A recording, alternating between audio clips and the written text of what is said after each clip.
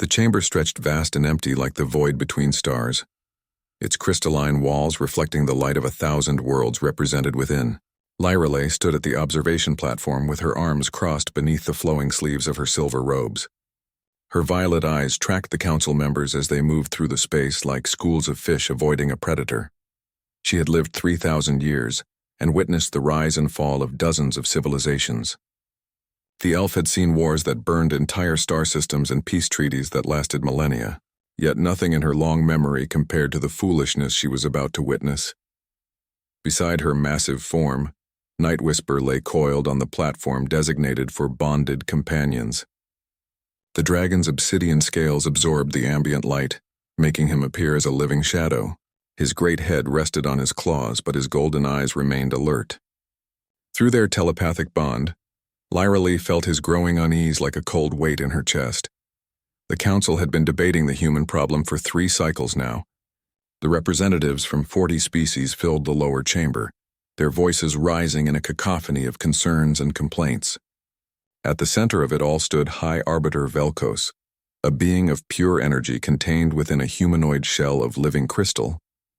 Velkos raised one translucent hand and the chamber fell silent. His voice resonated through the space without need for technology. Each word carried the weight of authority accumulated over 5,000 years of service. The accusations against humanity were many and varied. They showed mercy to defeated enemies. They established hospitals in war zones that treated both sides equally. Human ships carried enough medical supplies to aid an entire fleet, even when it meant less room for weapons. They negotiated when they could destroy. They forgave when they could take revenge. The council called it weakness. They called it dangerous naivety. They claimed humanity would corrupt the younger species with their soft ideals about honor and compassion. Lyrale listened to the debates with growing horror. She had studied humans extensively during their first century in galactic space. They were remarkable not because they were the strongest or the smartest, but because they somehow maintained their idealism even after encountering the cold realities of the universe. Most species lost that quality within a generation of joining the greater galactic community. They learned that survival meant calculation, that mercy was a luxury reserved for peacetime, that compassion could be weaponized against you. Humans had learned these lessons too, but they refused to change their fundamental nature. Through their bond, Night Whisper shared a memory with her. It was from 2 decades past when a human medical frigate named Mercy's Hand had responded to a distress call from a Calthon raider ship. The Calthons had been actively at war with humanity at the time. Their ship had suffered catastrophic engine failure in a radiation storm. The human captain, a woman named Maya Collins, had diverted her entire ship to reach them. She brought them aboard, treated their wounded, and refused to take them as prisoners. When her superiors demanded she detain the raiders, Collins had responded with words that became famous across human space. She said mercy was not conditional on circumstance. She said compassion did not pause for politics. She said that if humanity lost the ability to help those in need, they would lose the thing that made them worth saving in the first place. The Calthons never forgot. 3 years later, when human colonies faced a plague outbreak, Calthon medical ships arrived with supplies and specialists. The war ended not through treaty, but through mutual respect born from one captain's choice to do the right thing instead of the easy thing. That was what the council wanted to destroy. That was what they considered dangerous. Velkos presented the proposal with clinical precision. A teaching moment, he called it. A demonstration that mercy without strength was suicide in the greater galaxy. They would arrange an incident that would force humanity to face the consequences of their compassion. The details were carefully crafted to appear as random pirate activity, completely disconnected from the council. The vote proceeded species by species. Green lights appeared in the holographic display as each representative approved the measure. 40 species, 40 voices, 40 choices to teach humanity a lesson in cruelty. Lyrale did not have a vote. Observer status granted her the right to witness but not to interfere. She watched the green lights multiply with a sick feeling in her ancient heart. Night Whisper stirred beside her, his massive form shifting with agitation. The dragon sent waves of warning through their bond, images of darkness spreading like ink through water, of lights going out across a vast network, of something fundamental breaking in the fabric of reality. The vote concluded. The measure passed unanimously. Lorelei closed her eyes and reached out with senses honed over millennia. She touched the quantum threads that connected all living consciousness in the galaxy. Humans registered as bright points of warmth scattered across dozens of worlds and hundreds of ships. They glowed with an intensity that most species had lost, a fire of connection and empathy that seemed to defy the cold mathematics of survival. She wondered how long that light would last. After the council enacted their plan, 3 weeks passed. Between the vote and the implementation, Lorelei spent that time trying to find anyone who would listen to her warnings. She met with junior council members, with species ambassadors, with anyone who might have the authority to stop what was coming. They dismissed her concerns. She was too old, they said politely, too attached to romantic notions about the nobility of lesser species. Humans needed to learn the same lesson everyone else had learned. The galaxy was not kind to the merciful. Night Whisper accompanied her to these meetings, his presence a silent reminder of the bond between dragon and elf that predated the council itself. Dragons were older than most civilizations, their kind having witnessed the birth and death of entire epochs. When a dragon showed concern, wise beings paid attention. But wisdom had become rare in the council chambers. The Daybreak was a colony ship, one of the newer models designed by human engineers with typical human optimism. It carried 15,000 civilians to a newly established settlement on the frontier. Among them were families, children, teachers, artists, and farmers. People who believed in building something better. Captain Maya Collins, now promoted to Fleet Command, received the distress call while conducting routine patrols 3 systems away. The message was garbled, fragmented by interference and damage, but the core content was clear. The Daybreak was under attack by overwhelming forces. Collins ordered her battle group to maximum acceleration. 6 ships pushed their engines beyond safe limits, racing toward coordinates that grew more ominous with each passing minute. The communications from Daybreak had stopped entirely 40 minutes into their response. Lorelei watched from the Council Observation Center as the events unfolded in real time. The mercenary fleet had been hired through 3 layers of intermediaries, paid in untraceable currency, and given specific instructions. Make it brutal. Make it public. Make sure humanity understands that mercy is a fatal flaw. The Daybreak never had a chance. The colony ship was designed for transport, not combat. Its shields failed within minutes. Its hull breached in a dozen places. The mercenaries broadcast their attack on all frequencies, ensuring that human forces would receive every detail of the massacre. Collins and her battle group arrived to find debris. 15,000 lives reduced to scattered wreckage floating in the void. The mercenaries had already departed, but they left behind a recorded message that played on repeat.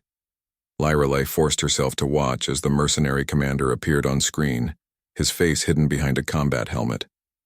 His words were chosen specifically to wound. He mocked human compassion. He laughed at their mercy. He explained in precise detail how humanity's reputation for kindness had made them easy to manipulate, easy to hurt, easy to destroy. He challenged them to respond, to show what humans looked like when they stopped being soft. Then the recording showed the final moments of the Daybreak. It showed the civilians trying to evacuate. It showed the mercenaries firing on escape pods.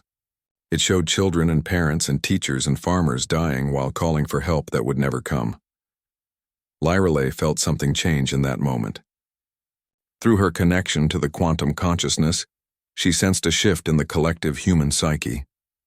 It was subtle at first, like the first tremor before an earthquake, like the moment of silence before a tsunami strikes.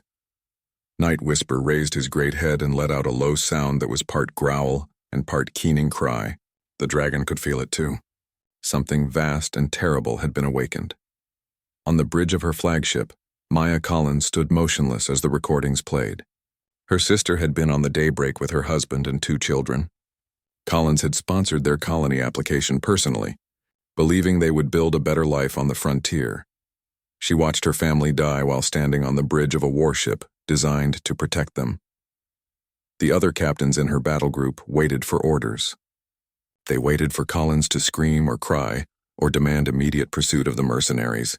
They waited for the grief to hit, for the anger to explode, for something human and recognizable. Instead, Collins reached up and carefully removed her rank. The silence began exactly 14 hours after the last transmission from the daybreak stopped broadcasting. It was not the silence of fear or confusion.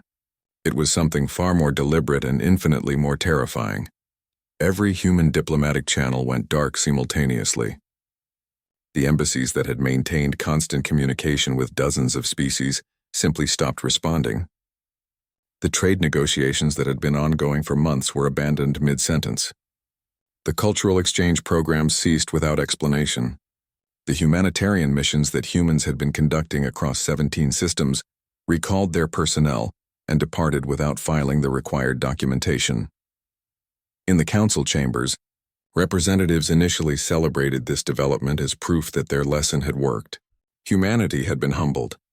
They were withdrawing to lick their wounds and reconsider their foolish policies about mercy and compassion. Lyrelai knew better. She stood at her observation platform with Night Whisper coiled beside her, both of them monitoring the quantum threads of consciousness that connected all living beings. The change in humanity was not a dimming of their light but a transformation of its nature. The warmth was being replaced by something cold and precise, like watching water freeze into razor-sharp ice. Admiral Kate Morrison had taken command of all human military operations within 6 hours of the Daybreak Massacre. She was a career officer with 30 years of service, known for her strategic brilliance and her tendency to find diplomatic solutions even in combat situations. Her file contained numerous commendations for restraint under fire and for minimizing casualties on both sides of conflicts. The first order Morrison issued was a complete communications blackout. No human vessel or installation was to respond to any external contact without direct authorization from Fleet Command. The second order was even more telling. All active rescue and medical operations were to cease immediately, and all personnel were to return to military installations. The hospital ships that had been stationed throughout neutral space began their journey home. The search and rescue teams that monitored dangerous shipping lanes withdrew to human territory. The disaster relief crews that had been helping 3 different species recover from natural catastrophes packed their equipment and left without finishing their work. Species that had relied on human generosity found themselves suddenly alone. A Calthon medical station that had been receiving regular supply shipments from human sources sent increasingly desperate messages asking why the deliveries had stopped. The messages went unanswered. Eventually, they stopped sending them. Lyrelai accessed the human communication networks through channels she had cultivated over decades of observation. What she found there chilled her ancient blood more than any battle she had witnessed in 3 millennia of life. The humans were not panicking. They were not raging. They were planning with a calmness that belonged to beings who had made a fundamental decision about their place in the universe, military. Bases that had dedicated 60% of their resources to humanitarian operations were being restructured. The medical bays were being converted to ammunition storage. The supply ships designed to carry food and medicine were being retrofitted to carry weapons. The rescue shuttles were being stripped down to their essential components and rebuilt as assault craft commander. Lisa Hayes oversaw the conversion of the Yao peacekeeping station Harmony into a forward military installation. She had spent 5 years building relationships with the local species, establishing trust, creating networks of mutual aid and cooperation. Now she watched as her staff dismantled everything they had built. One of her officers asked if they were really abandoning all the people they had been helping. Hayes looked at the young woman for a long moment before responding. Her answer was recorded and somehow found its way into Lyrelai's intelligence reports. Hayes said that mercy was something you gave to people who valued life. Compassion was something you showed to those who understood its worth. The galaxy had made it clear that human kindness was seen as weakness rather than strength, so humans would show them what they looked like without it. She said this without anger, without bitterness, just stating a fact like discussing the weather. The chaplains aboard the military vessels held one final service across the entire fleet. Lyrelai managed to access a recording of the ceremony held on the flagship Vindication. Thousands of personnel gathered in the main hangar bay, while the head chaplain spoke about the burden of mercy and the weight of compassion. He did not ask them to forgive those who had attacked the Daybreak. He did not speak about turning the other cheek or finding peace through understanding. Instead, he talked about the difference between being unable to be cruel and choosing not to be cruel. He said they had been the latter, but the galaxy had mistaken them for the former. The service ended with the chaplains removing their robes and folding them into storage containers. They would not be needed for what was coming. Even the spiritual leaders understood that humanity was setting aside the parts of themselves that connected them to mercy and grace. On Earth, the humanitarian organizations that had defined human culture for centuries began to shut down their operations. The Red Cross, which had operated continuously for over 400 years, including the early space age, lowered its flag at its headquarters. The workers stood in silent rows as the symbol of medical neutrality was folded and placed into storage. Dr. Sophie Bennett had been the Human Federation's chief ethicist for 12 years. Her entire career had been dedicated to ensuring that human expansion into the galaxy maintained the moral principles that defined their species. She had written extensively about the importance of compassion in the face of an often hostile universe. Her resignation was a single sentence transmitted to the Federation Council. She wrote that she was no longer needed because the questions she had spent her life answering were no longer being asked. There was no need for an ethicist when ethics had been deliberately set aside. Lyra Lee brought these reports to the council chambers, trying desperately to make them understand what they had unleashed. She showed them the pattern of human behavior, the systematic way they were transforming every aspect of their civilization, from one oriented toward helping others to one designed purely for survival and dominance. Velkos reviewed her reports with what passed for amusement in his energy-based species. He suggested that Lyra Lee was overly invested in humanity because she found their idealism charming. He said that what she was describing was simply humans learning to be practical, to be realistic, to be like every other successful species in the galaxy. Night Whisper responded to this dismissal with a sound that made several council members flinch. The dragon rarely spoke aloud, preferring to communicate through the bond with Lyra Lee, but when he did, his voice carried the weight of ages. He told them they were fools, watching a star go supernova and pretending it was just getting a bit brighter. The council ignored the dragon's warning just as they ignored Lyra Lee's reports. The transformation continued. Human ships began moving through space with a coordination that suggested extensive planning had been happening behind the scenes even before the daybreak attack. Medical personnel were being retrained for combat roles. Scientists were being reassigned from research projects to weapons development. Teachers were incorporating military strategy into their curricula. Lyra Lee watched families on human worlds adapting to the change with a speed that suggested they had always known this capability existed within their species. Parents read bedtime stories to their children, but the stories had changed. They were no longer about heroes who saved everyone. They were about survivors who did what was necessary. She witnessed a mother tucking in her young daughter on a colony world. The girl asked why the nice aliens had hurt the people on the daybreak. The mother's answer was delivered in a calm, matter-of-fact voice that made Lyra Lee's skin crawl. The mother said that some people in the galaxy thought being kind meant being weak. She said that humans had tried to show everyone that strength and compassion could exist together. But since the galaxy did not want to learn that lesson, humanity would teach them a different one. She said that sometimes you had to show people what you could be without your better nature, so they would appreciate when you chose to keep it. The little girl asked if they were going to hurt the bad aliens. Her mother said yes, and that it was important she understand why. Not for revenge, though that was part of it. Not for justice, though that mattered too. But to make absolutely certain that no one in the galaxy would ever mistake human compassion for weakness again. Through the quantum consciousness network, Lyra Lee felt the change rippling through billions of human minds. It was not a descent into chaos or madness. It was a collective decision, made by an entire species to temporarily set aside the thing that made them unique in the galaxy. Night Whisper shared his fear through their bond.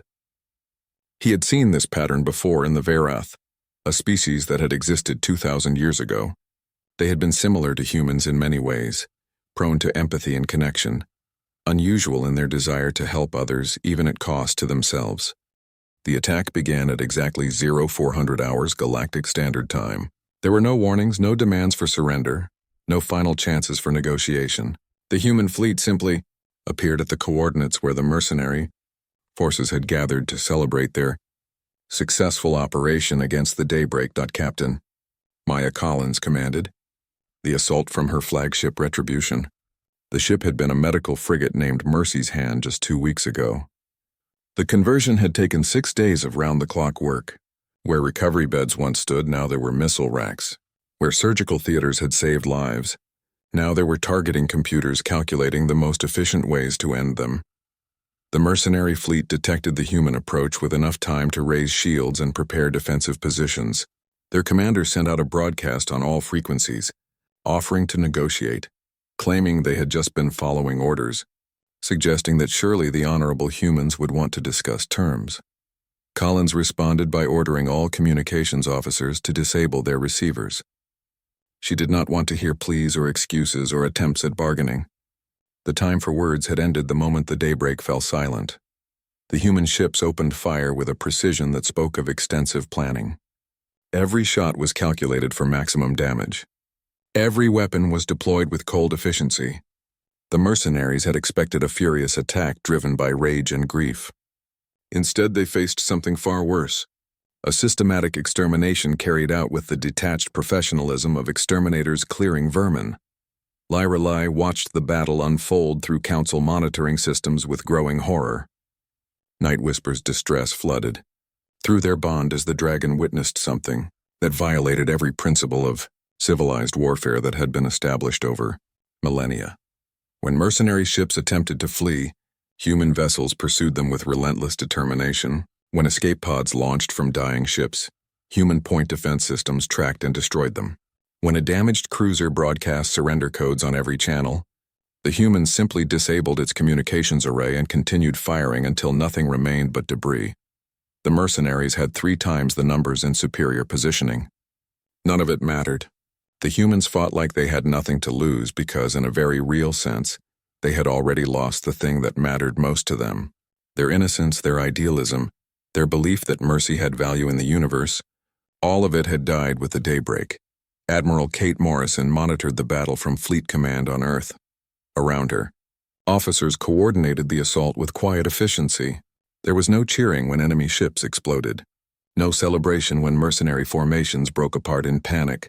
Just the steady exchange of tactical information and targeting data. One of the younger officers made the mistake of expressing satisfaction when a particularly large mercenary carrier was destroyed. Morrison turned to look at her with eyes that held no warmth whatsoever. She told the officer that there was nothing to celebrate in what they were doing.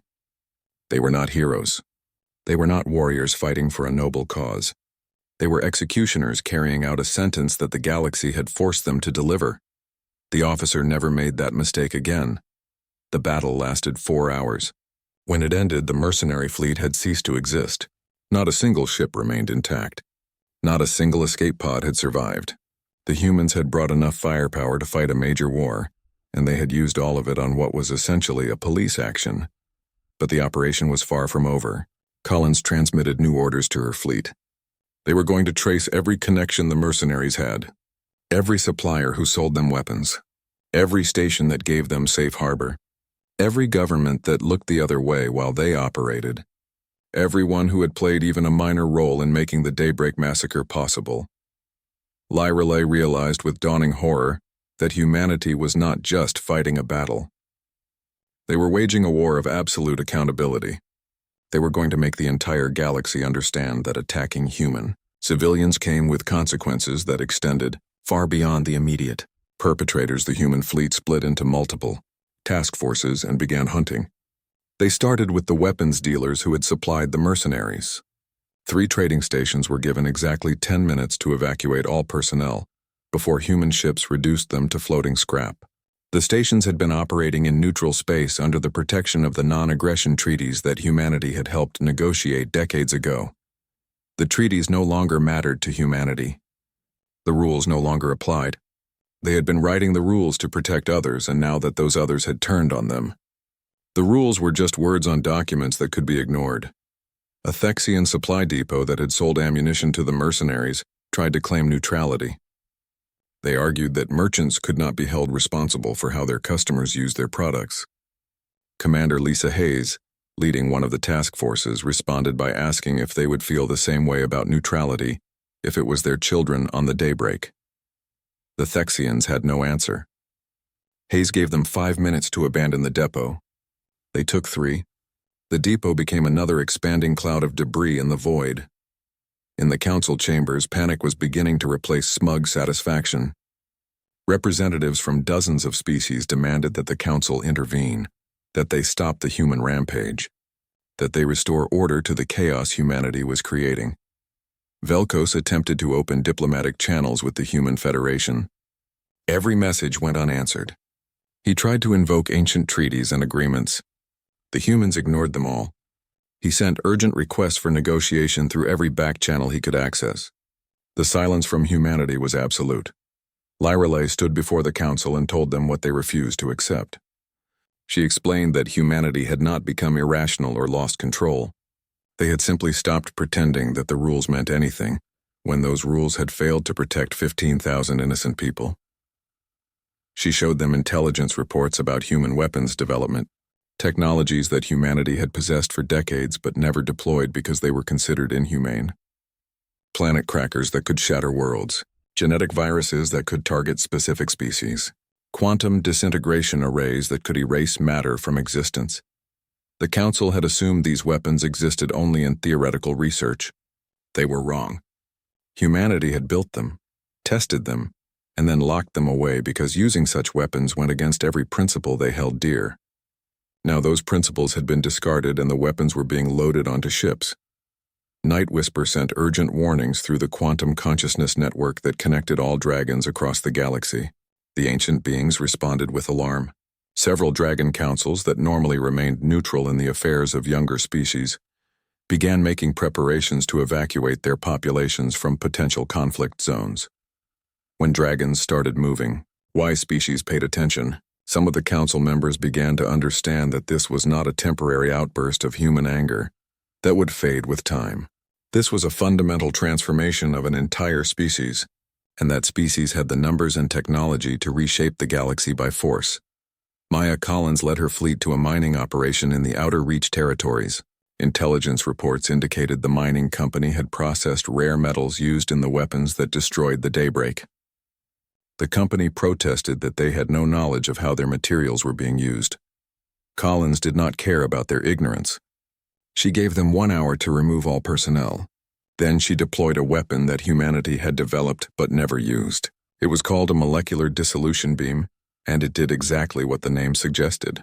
The entire mining operation, including 3 planetoids that had been partially hollowed out, simply ceased to exist at the atomic level. The demonstration was broadcast on all frequencies. Collins included a message that was heard across dozens of systems. She said that humanity had spent a century trying to be everyone's friend, trying to show the galaxy that cooperation was better than competition, that mercy was strength rather than weakness. The galaxy had responded by killing 15,000 humans to teach them a lesson. So humanity was teaching a lesson in return. She said that from this moment forward, anyone who threatened human civilians would face absolute retaliation, not measured responses, not proportional force, but complete and total elimination of everyone involved at every level. She ended the broadcast with words that would be repeated across the galaxy for generations. She said that the old humanity died with the daybreak.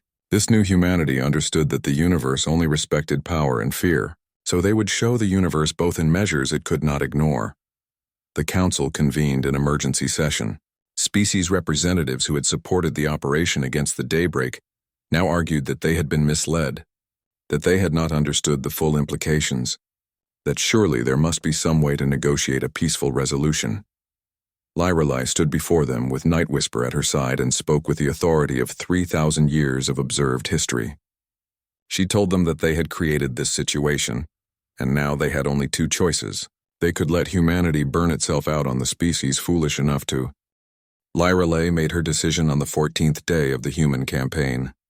She had watched humanity carve a path of absolute destruction through 23 systems, eliminating anyone even remotely connected to the Daybreak massacre. She had seen the Council descend into chaos as species that had supported the operation now turned on each other in desperate attempts to avoid becoming the next target. She could no longer remain a passive observer. If she did nothing, she would witness the extinction of 2 civilizations, human and whatever species they took with them into the dark. Night Whisper understood her intentions before she spoke them aloud. Through their bond, the dragon shared his support along with deep concern for her safety. No alien vessel had been allowed within weapons range of human forces since the campaign began. 3 diplomatic ships had tried. All 3 had been destroyed without warning or communication. But Lyrelai was not just any diplomat. She had been witnessing galactic history for 3,000 years. She had credentials and authority that predated the Council itself. More importantly, she had something no one else possessed: knowledge of what happened to species that eliminated compassion from their nature. She prepared for the journey with careful deliberation. Night Whisper would carry her personally rather than using a diplomatic vessel. Dragons were older than most civilizations, and commanded respect even from species consumed by rage. If anything could get her through human defensive lines, it would be the ancient bond between elf and dragon. The journey to the human flagship Vindication took 3 days of careful navigation through debris fields that had once been thriving stations and settlements. Lyrelai broadcast her credentials on all frequencies, invoking ancient rites of parley that had been honored across the galaxy for millennia. The human response was silence for the first 2 days. On the 3rd day, she received a brief transmission containing coordinates and a time. She was being granted an audience, though whether it would be a conversation or an execution remained unclear. Admiral Kate Morrison waited in the war room of the Vindication when Lyrelai arrived. The elf had expected to find rage or grief or some recognizable emotion in the Admiral's eyes. Instead, she found something far more disturbing: emptiness. Morrison looked at her the way someone might look at a problem requiring a solution, with clinical detachment and calculated assessment. Around the war room, holographic displays showed 23 worlds marked with red symbols. These were systems that had been completely pacified, a term that humanity now used to mean the total elimination of any capability or will to threaten human interests. Lyrelai recognized several of them as civilizations that had existed for thousands of years. Morrison gave her exactly 5 minutes to explain why she should not add Lyrelai's homeworld to the list of targets. The threat was delivered without anger or malice, just as a statement of practical consideration. Lyrelai did not plead for mercy. She did not appeal to humanity's better nature, or remind them of the principles they once held dear. She knew such arguments would be worse than useless. Instead, she told Morrison about the Verith. She spoke of a species remarkably similar to humans, prone to empathy and connection, unusual in their desire to help others even at cost to themselves. She described how they had been betrayed by those they tried to protect, how they had responded by systematically eliminating compassion from their culture. The Verith had become the most efficient military force the galaxy had ever seen. They won every battle, conquered every enemy, expanded across hundreds of systems. Their weapons were devastating, their strategies flawless, their determination absolute. Nothing could stand against them. Within 3 generations, they chose extinction. Morrison listened without interruption. When Lyrelai finished, the Admiral asked a single question: why would a victorious species choose to stop existing? Lyrelai explained that beings built for connection cannot survive without it. The Verith had severed their capacity for empathy so completely that they lost the ability to find meaning in existence. They looked at the cold, efficient civilization they had built and collectively decided it was not worth maintaining. They did not destroy themselves violently. They simply stopped reproducing, stopped building, stopped expanding. Within a century, their empire was empty. Their weapons still functioned, their ships still flew, their worlds remained intact. But there was no one left who cared enough to use them. Morrison considered this information with the same clinical detachment she had shown since Lyrelai arrived. She asked if Lyrelai believed humanity was following the same path. The elf responded with complete honesty. She said that humanity had not lost its capacity for compassion. She could still sense it through the quantum consciousness, buried deep but not destroyed. The difference was that humans had chosen to set it aside, to lock it away while they did what they believed was necessary. The question was whether they would be able to unlock it again when this was over. Whether they would remember why they valued mercy after spending so long practicing ruthlessness. Whether they would want to return to being the species that rescued their enemies after defeating them. For the first time since the conversation began, Something flickered in Morrison's eyes. It was not quite emotion, not quite humanity returning, but perhaps the acknowledgement that the question mattered. Night Whisper chose that moment to act. The dragon had been resting in the hangar bay during the conversation, but now he reached out with his ancient consciousness to touch the minds of every human on the Vindication simultaneously. It was a violation of protocol, an unprecedented breach of boundaries that dragons normally respected. He showed them memories. Not his own memories, but the collective memories of his kind, images gathered across millennia of observation. He showed them humanity as the dragons saw them, the species that had brought wonder and warmth to a cold galaxy. He showed them the human soldier who had died shielding an alien child during a battle 20 years ago. The human doctor who had worked for 3 days straight to save civilians on both sides of a conflict. The human teacher who had spent her retirement establishing schools on frontier worlds for any species that wanted to learn. He showed them the memorial gardens humans had built for enemies they respected. The care packages sent to former adversaries during hard times. The human tendency to name their ships after virtues rather than weapons, after hopes rather than fears. Most powerfully, he showed them what other species thought when they looked at humanity before the daybreak. He showed them the respect, the admiration, the desire to be like humans in their capacity for forgiveness and grace. The dragon did not speak in words, but his message was clear. This is what you were. This is what the galaxy envied. This is what you are choosing to destroy. Commander Lisa Hayes stood in the war room among dozens of officers who had all received Night Whisper's message simultaneously. She watched as some of them touched their faces and realized they were crying for the first time since the campaign began. She watched as others stood frozen, caught between the cold determination that had sustained them and the memories of who they used to be. Morrison remained composed, but Lyrelei saw the crack forming in her armor. The Admiral asked what Lyrelei wanted from this audience. What did she expect humanity to do with the information about the Verith and the reminder of what they had been? Lyrelei said she wanted nothing except for humanity to make a choice while they still could. She explained that they were approaching a threshold, a point beyond which return became impossible. The Verith had crossed that threshold without realizing it existed. By the time they understood what they had lost, it was too late to recover it. Humanity still had time, but not much. Every day spent practicing ruthlessness made it harder to remember compassion. Every act of revenge made mercy feel more distant. Every world they pacified took them one step closer to the point where coming back would be impossible. She told Morrison that the human fleet was currently on course to the Council homeworld of Althoria. Intelligence reports indicated that humanity planned to make an example of the seat of galactic government itself, to show that no one was beyond reach of human retribution. 20 billion lives on Althoria. Civilians who had no knowledge of the plot against the daybreak. Children who had never heard of humanity. Beings who had spent their lives in service of peace and cooperation. All of them marked for destruction because their government had made a terrible decision.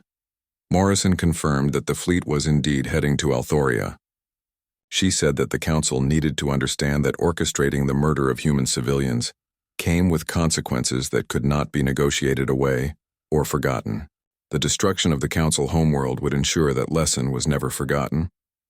Lyrelei asked if that lesson was worth becoming the thing the galaxy truly should fear.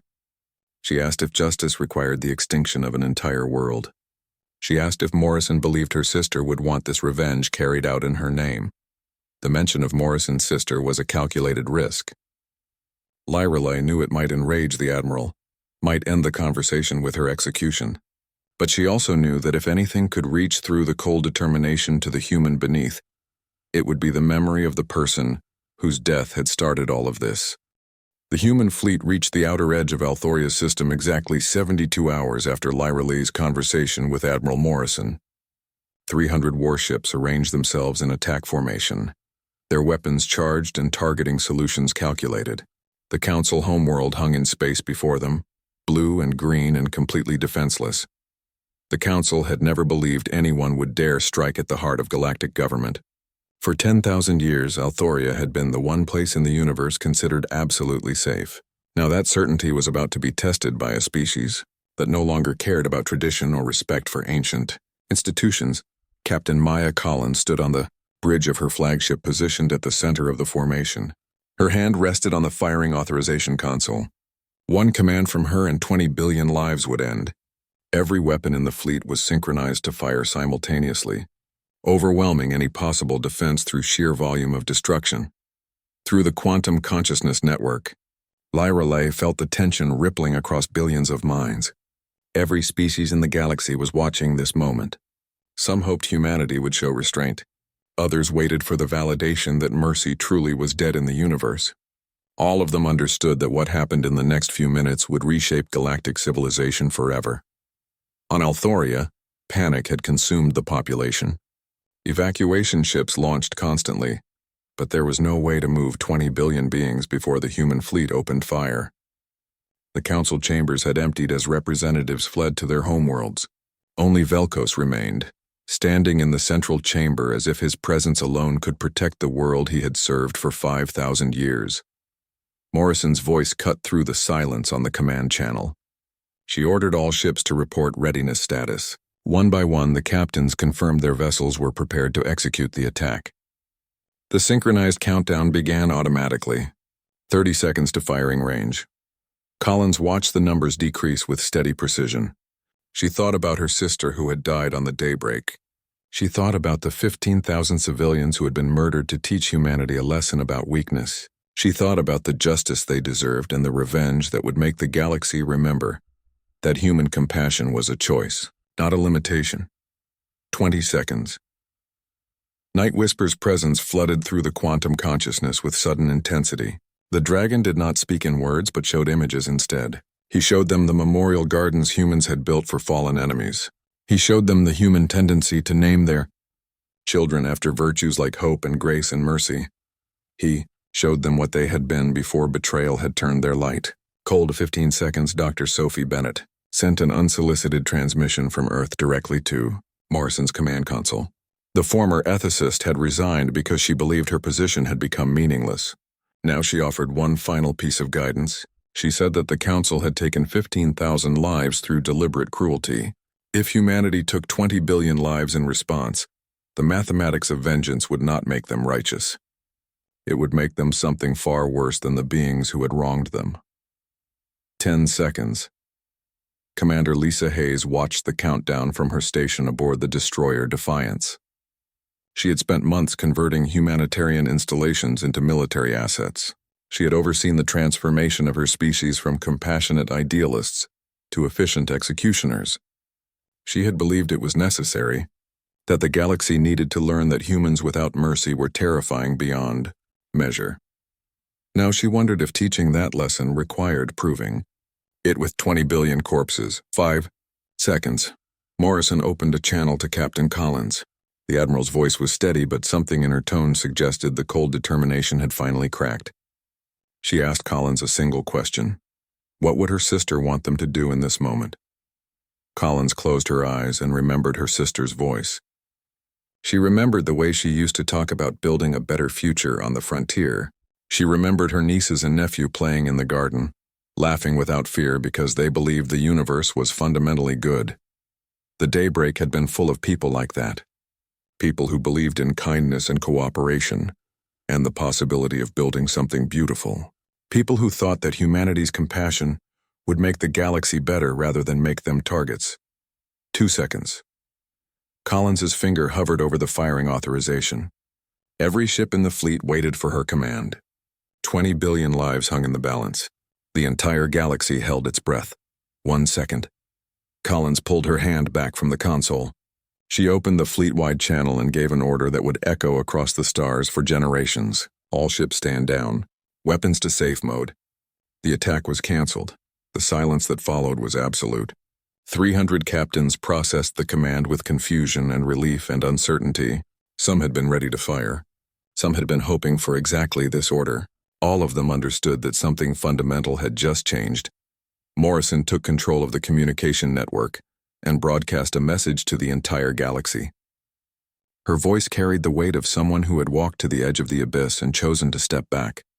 She said that humanity had come to Althoria to show the Council what humans looked like without mercy. She said they had demonstrated their capability across 23 systems, eliminating anyone connected to the Daybreak Massacre with absolute efficiency. She said the galaxy had seen what humanity could become when they stopped choosing compassion. Now they were making a different choice. Not because the Council deserved mercy, not because justice did not demand consequences, but because humanity deserved to be better than the beings who had betrayed them. She said that humans had learned something important through this campaign.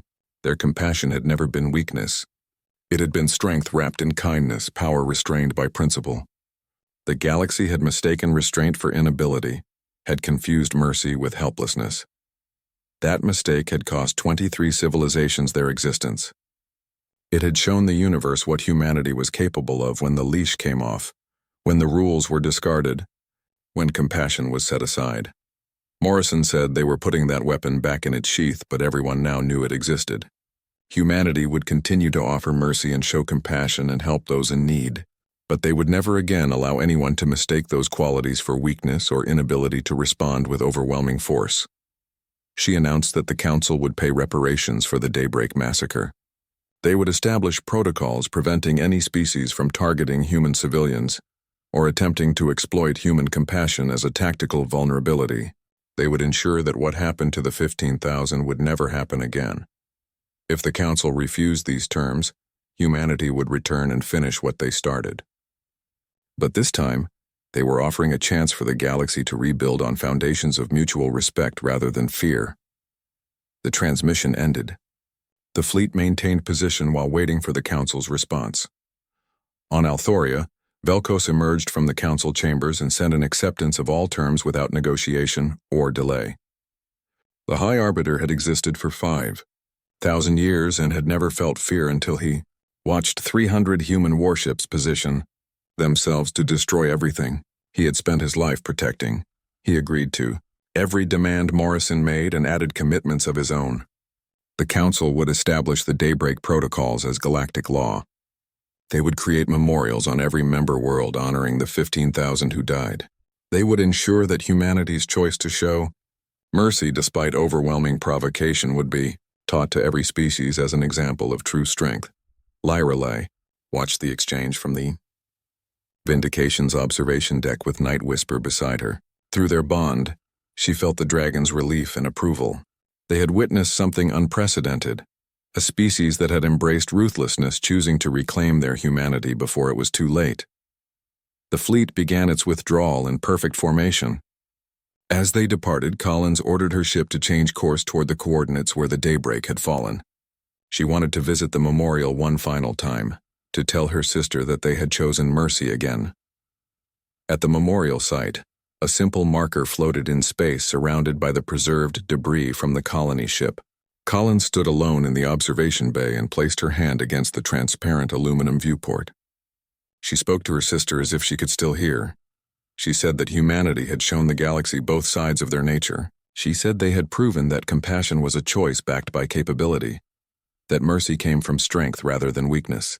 She said that the 15,000 had not died in vain because their deaths had taught the universe to respect human kindness rather than exploit it. She hoped her sister would be proud. Years passed and the galaxy adjusted to the new reality. Human ships still carried medical supplies and responded to distress calls from many species. Human doctors still treated both sides during conflicts. Human diplomats still sought peaceful solutions before military ones. But now when humans offered mercy, other species accepted it with gratitude and respect. They remembered the 23 systems that no longer existed. They remembered what happened when you made